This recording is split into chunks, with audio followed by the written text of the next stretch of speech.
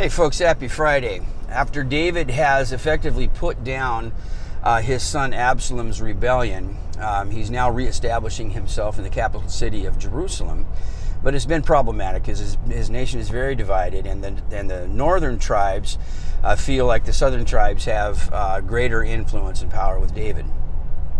So it says that a troublemaker named Sheba rallies all of the northern troops and says, "Abandon David, follow me." And so he begins to kind of work his way north through Israel, rallying people and gathering more and more troops. So David has a sense of urgency. He's just come out of this one-day war with his son Absalom. It's been terrible. 20,000 men died. So he's really determined to put this down really before it starts. So he commissions his general, his newly appointed general Amasa, to rally the troops in the southern tribes and to meet him in Jerusalem in 3 days, and then they're going to pursue Sheba. Now you may remember that Amasa was the general of Absalom's army that led the revolt against David. And David had likely placed him there as sort of a conciliatory measure, but it turns out to be a pretty bad decision because Amasa proves himself to be an incompetent leader. So after 3 days, he still hasn't arrived with the troops, and David is frustrated. And he says, this is going to be a disaster. This is going to be worse than Absalom's rebellion. And so he turns to Abishai and he says, take all of Joab's men. Joab has been demoted. Take Joab's men and all the elite fighting forces of Israel and then go pursue Sheba. So Abishai does.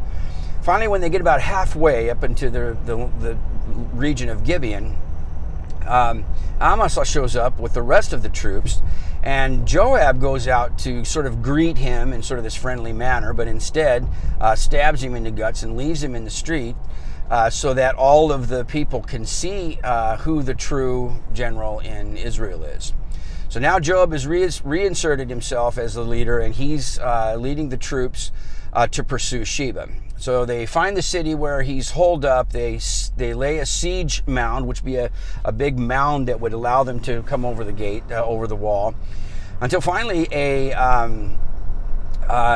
says a wise woman sticks her head up over the wall and says, "Can I speak with Joab?" And Joab says, "Yeah, you can speak with me." And she says, "Why are you trying to destroy our city? It's one of the mothers of Israel. It's known for its wisdom." And Joab says, I'm not trying to destroy anything. We're just looking for one guy. So she says, "I'll throw his head over the wall to you." And so she does. She goes and she has Sheba executed, and she throws the man's head over to Joab, and Joab is satisfied, and then he leaves and returns to Jerusalem. Now, it's just one of those really interesting stories in the Bible, and it kind of serves as a bit of a bookend to the narrative of Absalom's rebellion. And it's got all these interesting characters. Of course, there's Sheba, the rebel leader. There's Amasa, the incompetent military leader. There's Abishai, David's obstinate but faithful warrior. And then, of course, there's Joab, the very capable but murderous general. But the solution is not in any of these people. It comes kind of out of this strange place. It's where we're not expecting it.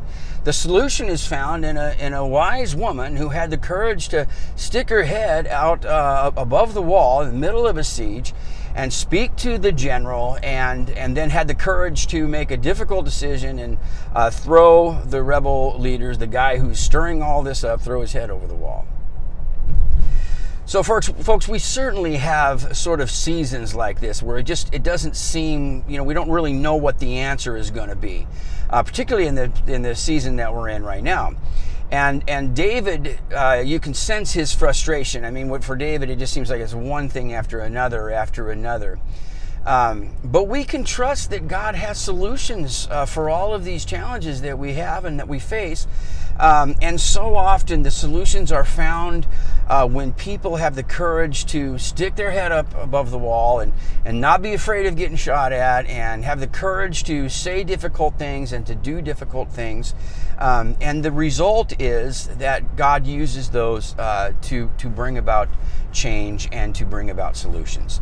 So let's take our cue from from this wise woman. Let's not be afraid to stick our head up over the wall, knowing we might get shot. Let's not be afraid to say difficult things and to do difficult things, because when we do that, we make the world a better place because we're in it.